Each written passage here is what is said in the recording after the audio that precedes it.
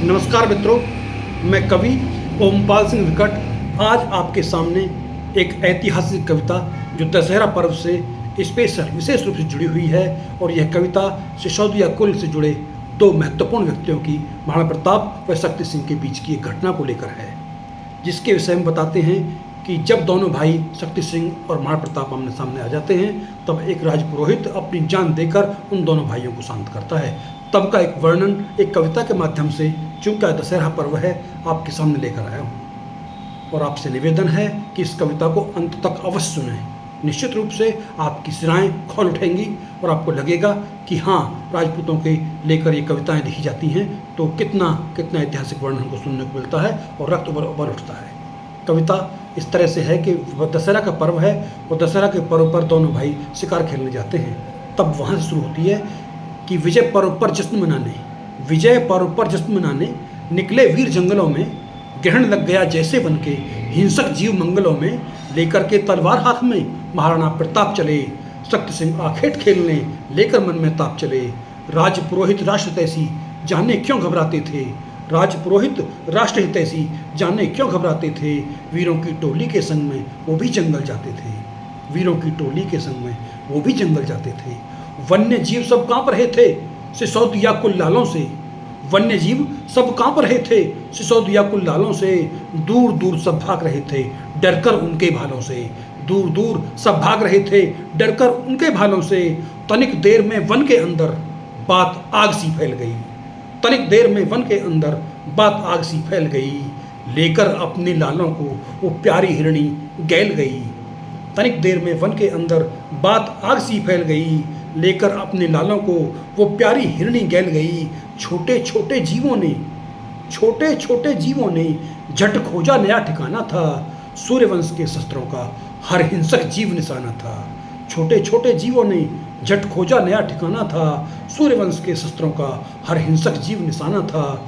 भालू ने भाला खाया चीता को फिर तलवार लगी, भालू ने भाला खाया चीता को फिर तलवार लगी, एक एक कर मरे सभी लाशों की बड़ी कतार लगी, एक एक कर मरे सभी लाशों की बड़ी कतार लगी। एक शेर अब तक सोया था ताकत में पुरजोर था, एक सिंह है जो सोया हुआ है कि एक शेर अब तक सोया था ताकत में पुरजोर था, उसे चाव था गर्म रक्त का पक्का आदमखोर था।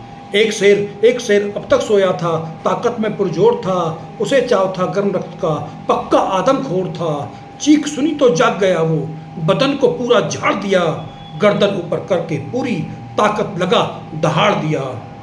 चीख सुनी तो जाग गया वो, बदन को पूरा झाड़ दिया, गर्दन ऊपर करके पूरी ताकत लगा दहाड़ दिया। और सिंहनाद सुनकर जंगल का कोना कोना डोल उठा, सिंहनाद सुनकर जंगल का कोना कोना डोल उठा। आओ जिसे मौत है प्यारी निज भाषा में बोल उठा, आओ जिसे मौत है प्यारी निज भाषा में बोल उठा। लेकिन महाराणा प्रताप की भुजा अचानक फड़क उठी, लेकिन महाराणा प्रताप की भुजा अचानक फड़क उठी। शक्ति सिंह चौकन्ने थे, आवाज बहुत ही कड़क उठी। उछला सिंह खोलकर मुंह को काल भी जैसे ठहर गया, उछला सिंह खोलकर मुंह को काल भी जैसे ठहर गया। शक्ति सिंह महाराणा प्रताप का भाला भी फिर लहर गया कि उछला सिंह खोलकर मुंह को काल भी जैसे ठहर गया। शक्ति सिंह महाराणा प्रताप का भाला भी फिर लहर गया। बोले रमणा दूर रहो तुम प्रबल करोगे घात नहीं, बोले रमणा दूर रहो तुम प्रबल करोगे घात नहीं। मुझे सिंह का वध करना है तेरे वश की बात नहीं, मुझे सिंह का वध करना है तेरे वश की बात नहीं। सुन करके राणा की वाणी शक्ति सिंह भी खोल गया, सुन करके राणा की वाणी शक्ति सिंह भी खोल गया। भुजदंडों की ताकत को अपने दांतों पर तोल गया। दोनों का प्रहार प्रबल वो सिंह नहीं सह सकता था, दोनों का प्रहार प्रबल वो सिंह नहीं सह सकता था। प्राण गंवाए दो भालों से जीवित न रह सकता था कि दोनों का प्रहार प्रबल वो सिंह नहीं सह सकता था। प्राण गंवाए दो भालों से जीवित न रह सकता था। तनिक बात पर राणा व शक्ति भी आपा खो बैठे, तनिक बात पर राणा व शक्ति भी आपा खो बैठे। अनुशासन के घोड़े भी दोनों के ही संग रो बैठे, अनुशासन के घोड़े भी दोनों के ही संग रो बैठे, अनुशासन के घोड़े भी कि तनिक बात पर राणा व शक्ति भी आपा खो बैठे। अनुशासन के घोड़े भी दोनों के संग ही रो बैठे। पहले थोड़ी थोड़ी थी, पहले थोड़ी थोड़ी थी, फिर होने लगी तकरार घनी। दो भाइयों के अहंकार में दोनों की तलवार तनी, दो भाइयों के अहंकार में दोनों की तलवार तनी। सिसोदिया कुल शीश झुका, दोनों दोनों पर तन बैठे। सिसोदिया कुल शीश झुका, दोनों दोनों पर तन बैठे। सगे भाई ही एक दूजे की जान के दुश्मन बन बैठे, सगे भाई ही तो एक दूजे की जान के दुश्मन बन बैठे। कि सिसोदिया कुल शीश झुका, दोनों दोनों पर तन बैठे। सगे भाई ही एक दूजे की जान के दुश्मन बन बैठे। देख के कुल का नाश पुरोहित, दोनों पर धिक्कार उठा। देख के कुल का नाश पुरोहित, दोनों पर धिक्कार उठा। शांत रहो या प्राण गंवा दूं, चीख उठा ललकार उठा। शांत रहो या प्राण गंवा दूं, चीख उठा ललकार उठा। फिर भी दोनों की तलवारें टन टन टन टन बोल रही, फिर भी दोनों की तलवारें टन टन टन टन बोल रही। प्राण पखेरु उड़ा के रखते हैं, ताकत अपनी तोड़ रही।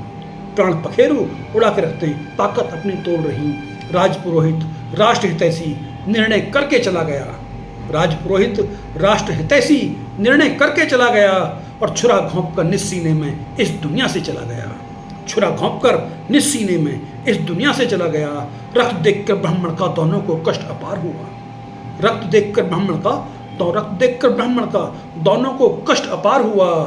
ये कैसा निज मुठ मर्दी में पानी सिर के पार हुआ। कि रक्त देखकर ब्राह्मण का दोनों को कष्ट अपार हुआ।